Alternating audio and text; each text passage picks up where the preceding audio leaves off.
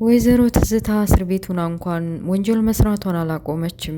አሁንማ ናታ ሲያስበው በቃ ልጄን የነጠቀችኝ እሷ ሳትሆን አቀርም። በተለይ ደግሞ ከእስር መፈታቷን ሲሰማ ደስ ብሎታል። እሱን እንደዛ ስቃይና መከራ እንዳበላችው ለመበቀል አስቧል። ሰላም አለይኩም ወራህመቱላሂ ወበረካቱ። ውድና የተከበራችሁ የቻናል ቤተሰቦች ሙስሊም ክርስቲያን ወገኖች ሰላማችሁ ይብዛ እያልኩኝ ለቤት አዲስ የሆናችሁ ሰብስክራይብ በማድረግ የደወሏን ምልክት በመጫን ቤተሰብ ሁኑ እላለሁ። ነባሮች ደግሞ ላይክ ሼር በማድረግ አበረታቱኝ እላለሁኝ። የሀረግን ድራማ ይዤላችሁ መጥቻለሁ። አብራችሁ ይቆዩ። በላይክ ጀምሩት። የሀረግ ድራማ ሲጀምር ጽዮን ተስፋ በቆረጠ መልኩ ሁሉንም ነገር ጠልታለች። በቃ ኤፍራታ ናታ ወንድሟን እንደዛ የምሳሳለት ወንድሟንም እንኳ ቢሆን ጠልታለች። ማንንም አትፈልግም። የሚኖሩበት ቤት የነ ቤዛ ነበር። ቤዛ አሁን ላይ የለችም። እነገንዬ እዚህ ተሰባስባችሁ ኑሯችሁን ኑሮ ብላ ትታላቸው ሄዳለች። እና ደስተኛ ሆና ብቻዬን መኖር ነው የምፈልገው ውጡልኝ እያለች እንደዛ በተናገረችው ደግሞ ተከፍታ ነው መሰል ኤፍራታን በጥፊ ልትመታት እየቃጣች፣ አንተ ብትወል ልትገላግለን ነው? ባለ ፍቅረኛ ባለ ሚስት ነህ ነው እኔን እህትህ እንደዚህ የምታረገኝ? ባለትዳር ሆናችሁ በዛ አያይዛችሁ አይደል እንዴ ትዳራችሁ ሲያምር እያለች በትዳራቸው መሳለቅ ጀመረች። ልጃቸውም ለምን እንደሞተን በመካከል ልባቸውን የሚሰብር ንግግር ተናገረቻቸው። እንደማንም ስሜቱን ተቆጣጥሮ እህቱ ስለሆነች የሆነ ነገር እንዳያረጋ በስሜት ተነርቶ የሆነ ነገር እንዳያረግ ፈርቷል። ኤፍራታ በመካከል ገብታ እባክህ እኔ ናታ ተው፣ አሁን ተናዳ ነው ተረዳት፣ እሷስ ማናላት በቃ ሂዲ እኔ ችግር የለብኝም እኔ ያረጋጋታለሁ ብላ ከቤት እንዲወጣ አድርገዋለች። በቤት እንዲወጣ ካደረገችው በኋላ እሷም ተረጋግታ ምንም እንድታይኛለሽ በጣም ታስጠሉኛላችሁ አንቺ ራስሽ ወግጂ ብላ መንጭቃታለች። ፎቶግራፏን አንስቶ የሄደው ልጅ ማታ ላይ ሰክራ እየተወላገደ ስትገባ የነበረውን ፎቶ እያየ እህቱን ቤት ውስጥ እንዳለች ስለ እሷ እያማከራት ነበር። በቃ ጽዮንን የሆነ ነገር በተለይ ደግሞ ቤት ውስጥ እነ ኤፍራታ እነ ናታ ቤት እነ ጽዮን ቤት እነ ገኒ ቤት ምን እየተፈጠረ እንደሆነ ለማወቅ ፈልጓል። ሳስበው እንደውም የወይዘሮ ትዝታ ዘመር ሳይሆን አይቀርም እና እዛ ቤት ምን እንደሚፈጠር እና ምን እየተካሄደ እንደሆነ ማወቅ ይፈልጋል። እና ፎቶዋን አሳይቶ እህቷ ላይ የሚፈልገው ዋጋ ተከፍሎ ጓደኛዋ እንድትሆን ይፈልጋለሁኝ። በፎቶዋ እያየሻል ነው። ፎቶዋን ማይተው ብዙ ነገር መረጃ እንዲያቀብሉኝ ነግሬያቸዋለሁ። ያለውን መረጃ አሳይቼሽ ጓደኛዋ ሆነሽ እንደውም ቀስ እያልሽ ቤታቸው ገብተሽ የሚሆነውን ነገር እያንዳንዱ ታቀብኛለሽ ብሏታል። በዛውም ደግሞ ወንድሜ ነው ብላ የምታስበው የገዛ ጓደኛዋ ፍቅር ይዟታል። ስለምታፈቅረውና ስለምትወደው እህቷ አግባብታ እንዲታገናኛቸውና እንግዲህ ወደፊት ወደ መዳር ወደ መኳል እያሰበች ነው። ልጅቷ ከልቧ ተንሰፍስፋ ትወደዋለች።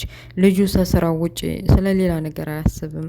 በቃ የኔ የሚላት የሚያስባት እንጂ ሴት ልጅ ጠይቃ ወንድ ልጅ እንደዚህ አይነት የወረደ ይሆናል አይደለ? ወጣ ያለ አስተሳሰብ ነው ያለው። ሴት ልጅ ክብሯን ስትጠብቅ ነው እንጂ የሚል አስተሳሰብም አለው።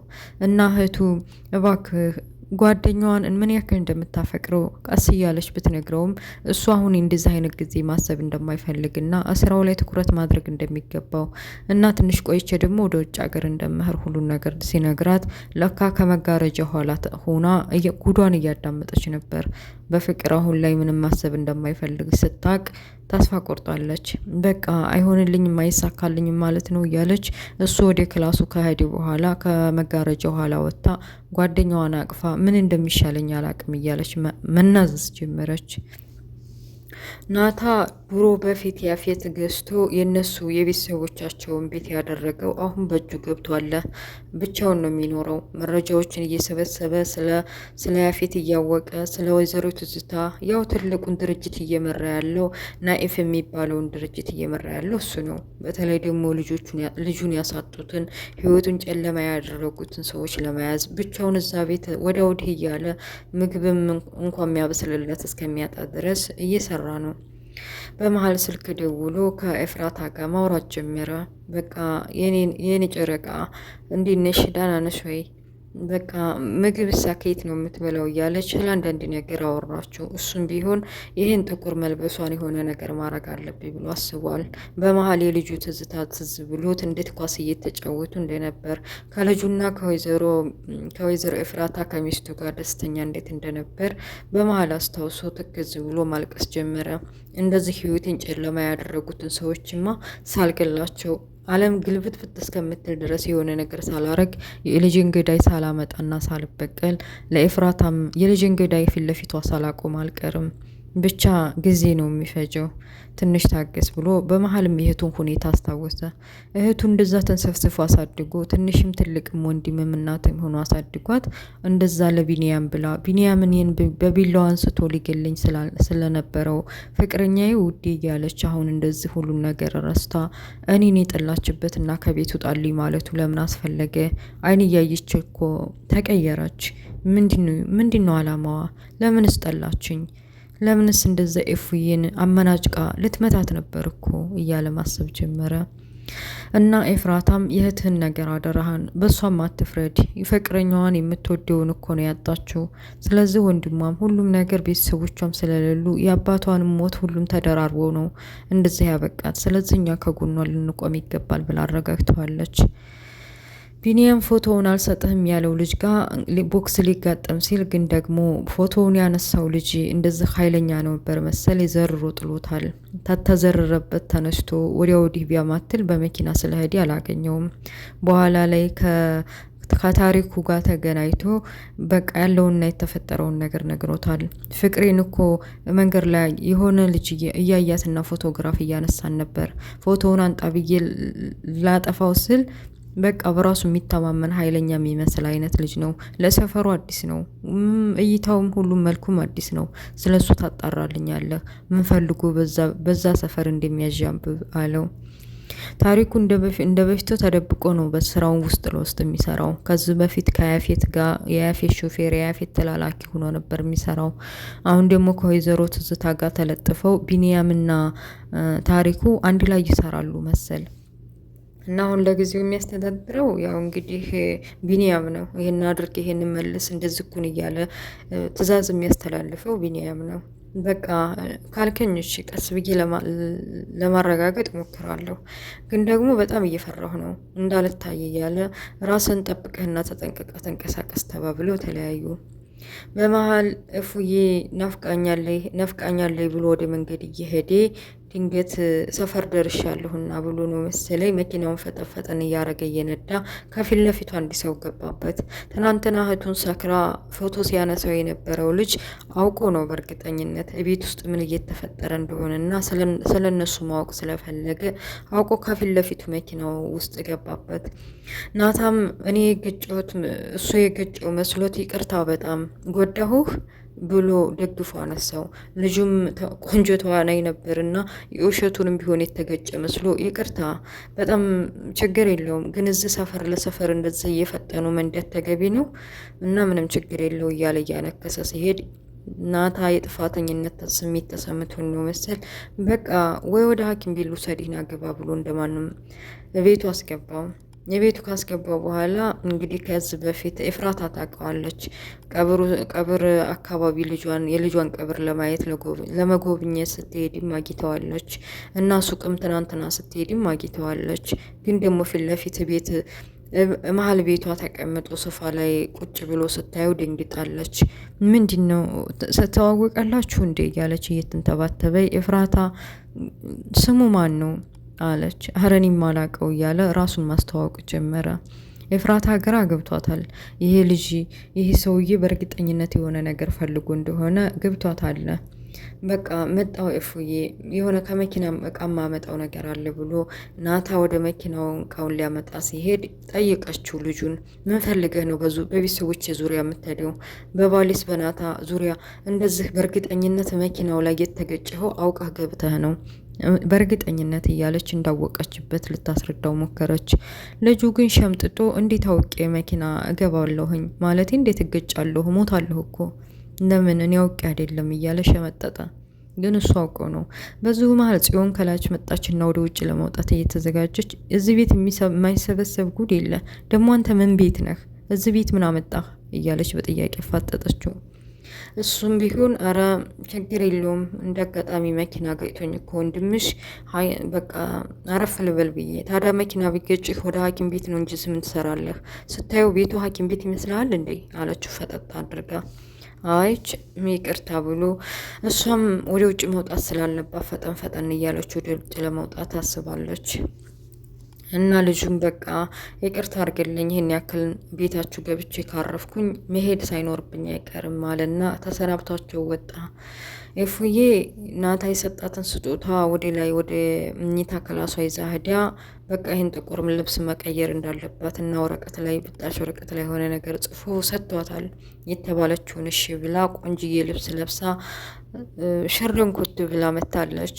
አረ ቆንጅዬ አምሮብሻል፣ በቃ በሰበቡ ጥቁሩን ልብስ ትቀይረው ብለህ ነው አይደለ ይሄንን ገዝተህ መጣህልኝ እያለች ለብሰው መጣች።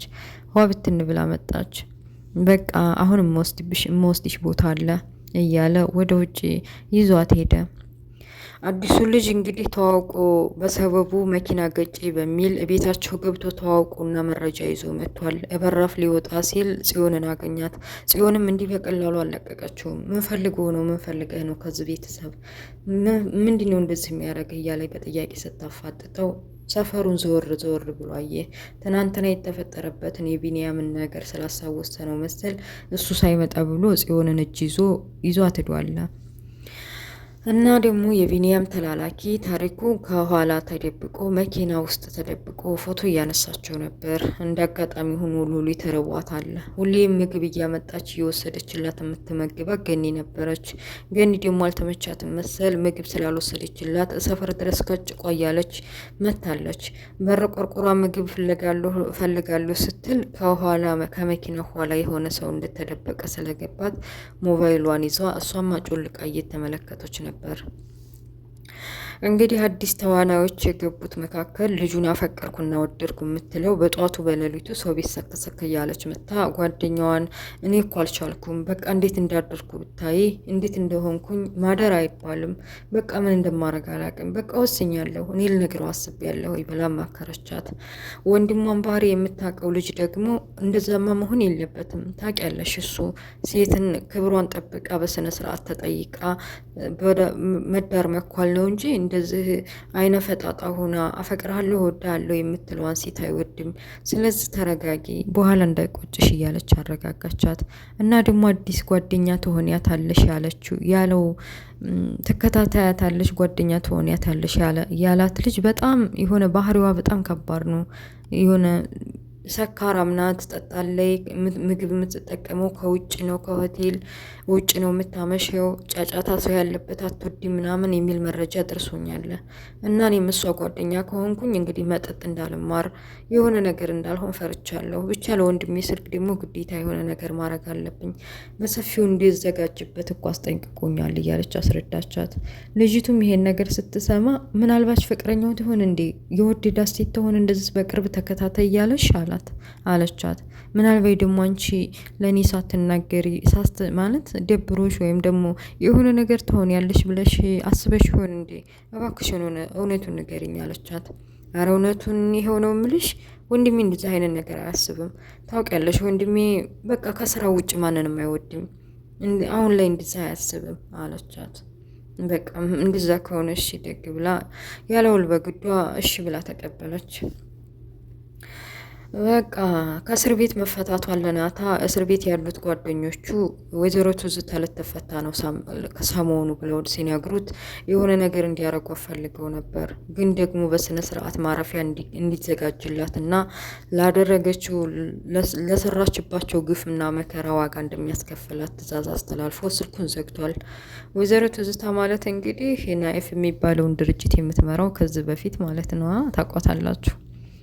እና እስር ቤት ለመፈታት እየተዘጋጀች እንግዲህ ቢንያምም ተጠርቶ ወደ እስር ቤት ወይዘሮ ትዝታ ጋር እንደቆመ ፊቷን አዙራ ነው፣ ገና አልታየችም። ድራማው ያልቃል። እና ውድ ቤተሰቦችዬ ይሄ አዲስ ምናምን የተቀላቀሉ ሰዎች እኔ ደብረውኛል። እንደ አዲስ ከሚቀላቀሉ እኮ ብዙ እነ ቤዛ አሉ። የቤዛ ፍቅረኛ ናኦድ ነው ማንም ይሉት አለ። የናኦድ ደግሞ ከሌላ የሚወለደው ያ ጠይሙ ልጅ እሱ አለ ስሙ ጠፍቶብኝ ነው። እና ብዙ የሚቀላቀሉ ገና የሚቀሩ ሰዎች አሉ። አዲስ ተዋናይ ከሚያስገቡ እነዛን ቢመልሷቸው አሪፍ ነው ላለሁኝ። እና የሀረግ ድራማ ይሄን ይመስላሉ። ውድ ቤተሰቦችዬ ስለነበረ ቆይታ ከልብ አመሰግናለሁ። ስለምታበረታቱኝም አላህ ይስጥልኝ እያልኩኝ ለቤት አዲስ የሆናችሁ ሰብስክራይብ፣ ላይክ፣ ሼር ማድረጋችሁ እንዳትረሱ። በሌላ ፓርት እስከምንገናኝ አሰላሙ አሌይኩም ወራህመቱላሂ ወበረካቱ። ባይ ባይ ቻው።